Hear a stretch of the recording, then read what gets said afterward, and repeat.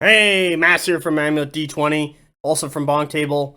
I'm not even part of this event. I'm almost done. I swear, guys, we're almost there. We've almost covered all the lists. I'm so excited. I've sat down all day. It's getting late, but we're gonna power through, get the last couple lists done.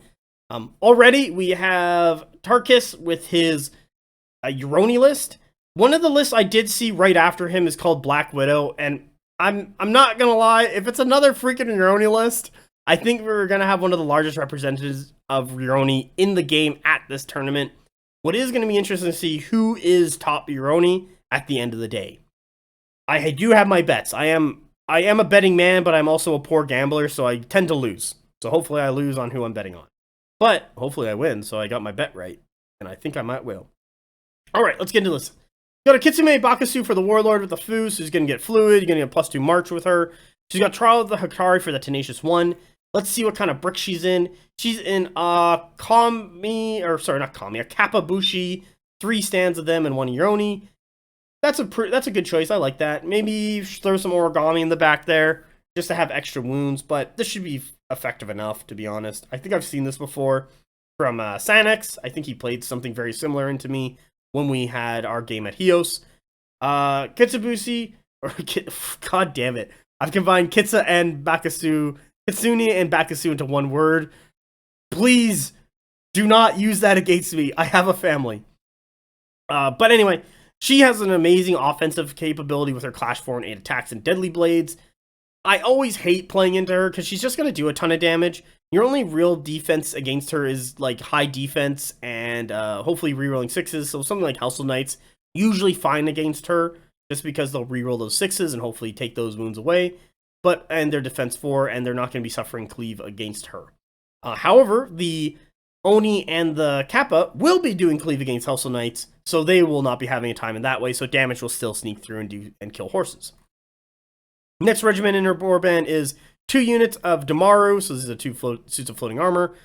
From what I've seen from Uroni players is that they tend to like 2 sets of Damaru.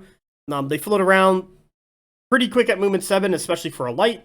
D2, E1, R3, not bad for a light's defensive stats. Rune 4, especially in their, like, all the other Uroni being, like, wound 7 or 6 on average. Wound 4 is just asking to die. However, because of their quick ability, of their speed, and their Clash 2 at Flurry and their 6 attacks, they tend to do quite a bit of work against other lights and can cause a lot of problems, especially for their point cast at 180 points. And as we see here, one of these is 4 stands instead of 3. Let's check out the next warband. We have a Daimyo with Ufada.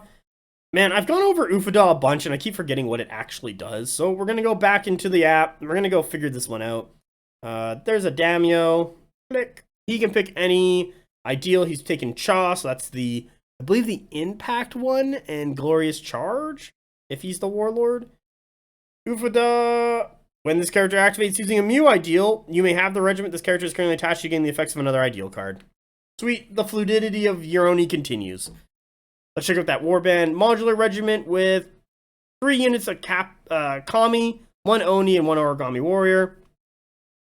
Kami tend to be more defensive, Tenacious 1, and Dom 2, +1 evasion. That's going to help them a lot, this entire brick stay alive. Oni is there for the damage with the cleave 2. Origami are going to be in the back just to be sacrifices wounds and then lethal demise on somebody.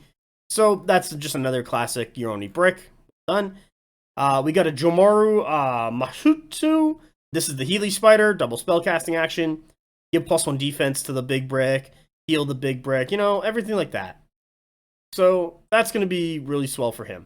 In the Jomaru's warband, we got 2 stands of Tengu Bushi, another MSU of Tengu Bushi, and lastly, Tengu Iakushi. So this is the Bowbirds, the Flying Chariot as I've described them, and 2 units of melee birds.